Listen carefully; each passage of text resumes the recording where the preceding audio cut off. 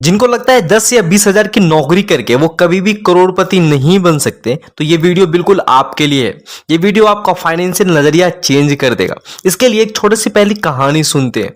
दो स्कूल के दोस्त थे। पहला राम जो कि क्लास का टॉपर था और दूसरा श्याम जो कि एक बैक बेंचर था, यानी एक एवरेज मार्क्स वाला बच्चा था। राम को अच्छे मार्क्स की वजह से एक अच्छी सी कंपनी में जॉब मिल गई जहां उसकी सैलरी 70,000 पर मंथ थी, जबकि श्याम को सिर्फ 20,000 रुपए पर मंथ की जॉब करनी पड़ी। 20 साल बाद स्कूल के रियूनियन में राम एक शानदार टैक्सी से उतरा, वहीं श्याम अपनी एक लग्जरी ब्रांडेड कार से उतरा, जहां सभी श्याम की पर्सनालिटी को देखकर चौंक गए कि ये कैसे हुआ। इसको हम लास्ट में अब डिस्कस करेंगे। अब आपकी स्कीम सुनाते हैं। आपको करोड़पति बनने के लिए अपनी सैलरी का केवल 20% ही इन्वेस्ट करना होगा, यानी बाकी के 80% से आप सर्वाइवल या फिर एंजॉय कर सकते हैं।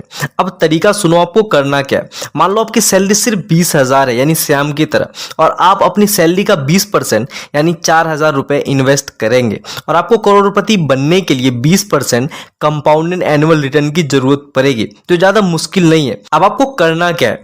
मान लो अभी अगस्त चल रहा है, तो पूरे महीने आपको केवल सिर्फ एक स्टॉक ढूंढना है और उस पर प्रॉपर अच्छे तरीके से रिसर्च करना है, और सितंबर में जब आपको सैलरी मिले तो उसी दिन आपको 20% यानी 4,000 रुपए उस स्टॉक में इन्वेस्ट करना है जिसपे आपने रिसर्च किया था। ठीक इसी तरह सितंबर में आपको एक स्टॉक चुनना है और अक्टूबर में जब आपको सैलरी मिलेगी तो उसमें इन्वेस्ट करना है। इसी तरीके से एक साल में आपके पोर्टफोलियो में 12 स्टॉक्स होंगे जिसमें आपने 48,000 रुपए इन्वेस्ट कर चुके होंगे।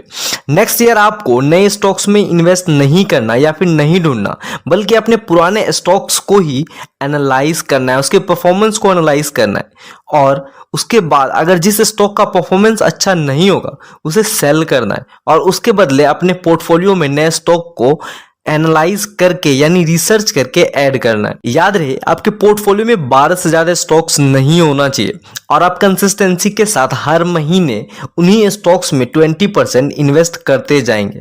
अगर आपको नहीं पता कि अच्छे स्टॉक्स को कैसे सेलेक्ट करना है या फिर कैसे ढूंढना है, तो इसके लिए एक वीडियो का लिंक मैं आई बटन और डिस्क्रिप्शन में दूंगा, उसे आप जरूर चेक करना, वो आपको बहुत हेल्पफुल होगा।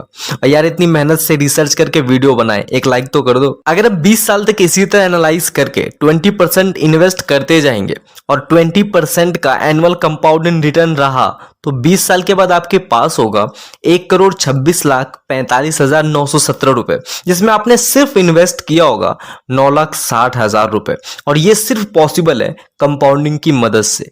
अब आपका एक सवाल होना चाहिए कि क्या 20% एनुअल कंपाउंडिंग रिटर्न मिलता है। तो मैं आपको बता दूं कि वॉरेन बफेट ने 30% एनुअल कंपाउंडिंग रिटर्न बनाया है।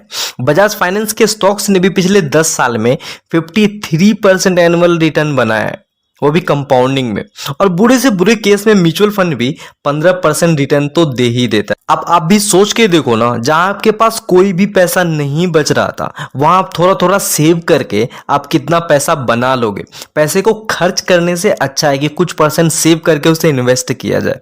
अगर 2 से 3% कम रिटर्न भी मिलेगा तो आप सोच के देखो कि तब भी आप करोड़पति बन जाओगे, क्योंकि आपकी सैलरी ग्रोथ भी तो होगी, और इसके साथ साथ वो स्टॉक्स जिन पे आपने इन्वेस्ट किया होगा वो डिविडेंड भी तो देगा। मैं ऐसे कई लोगों को जानता हूं जो आज से 20 साल पहले 40 से 50,000 रुपए की सैलरी कमा रहे थे, लेकिन आज रिटायरमेंट के बाद उनके पास नाम मात्र के ही पैसे हैं, और आज भी उन्हें पैसों के लिए सोचना पड़ता है। लेकिन आपके साथ ऐसा नहीं होगा।